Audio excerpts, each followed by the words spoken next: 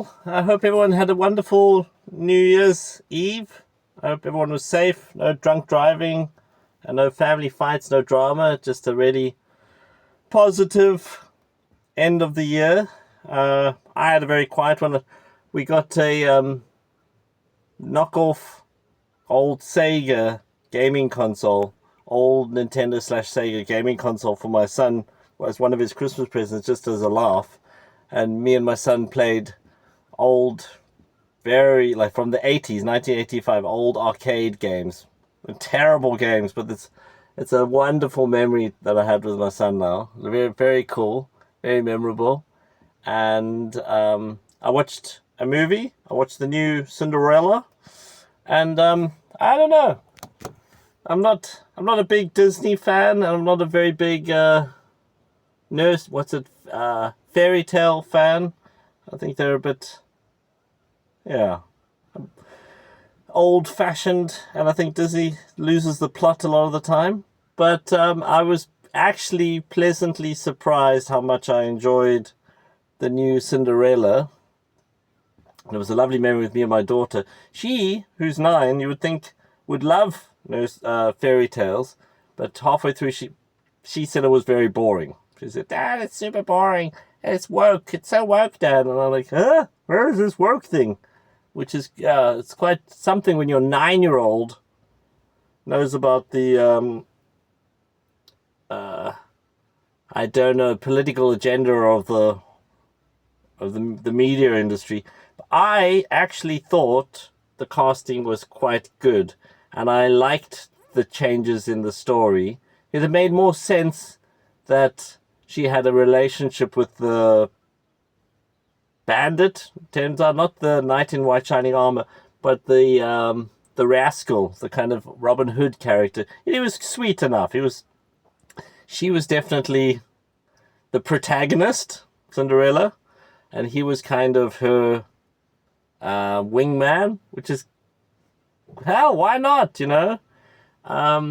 It's in a way nice to watch something, and I like the diversity in it.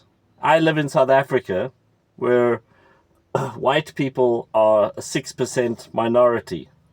And we have the whole of Africa have moved to Cape Town, where I live, because of our good infrastructure and our strong economy in Cape Town and the tourism. And it's just, we're safer, not that safe. We're safer in Cape Town, and wealthier. And we do have very good infrastructure, and we've got tourism, and we've got beauty, and there's a good lifestyle. And cost of living in Cape Town is hell on earth. It's terrible. But I don't know anywhere where cost of living, where nobody complains about how expensive everything's gotten. Groceries, rent, utilities, that sort of thing. Cape Town is no exception. We haven't escaped inflation, high cost of living, but we have a lot of diversity, a lot of integration, a lot of mixing, a lot of intermarrying, a lot of acceptance of different cultures, religions, ethnic backgrounds. We're very much a hodgepodge of everyone merging and living together and coexisting, and it's fantastic. It's one of South Africa's strengths that there's no, Donald Trump thinks there's white genocide. I think it's just general high murder rates and high crime. It's not a safe, and anyone who's vulnerable is a potential victim, which is not great. No, that's not good. I'm not saying that's a good thing, but there's no civil war brewing in South Africa. People like each other and get along quite well. And it's nice to see a movie. There's no reason not to include a bit of diversity and a bit of,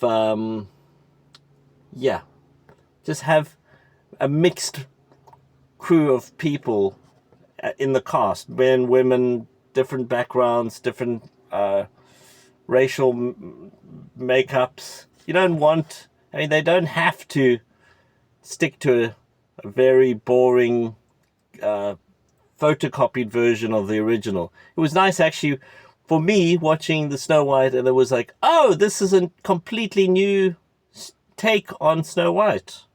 I was surprised.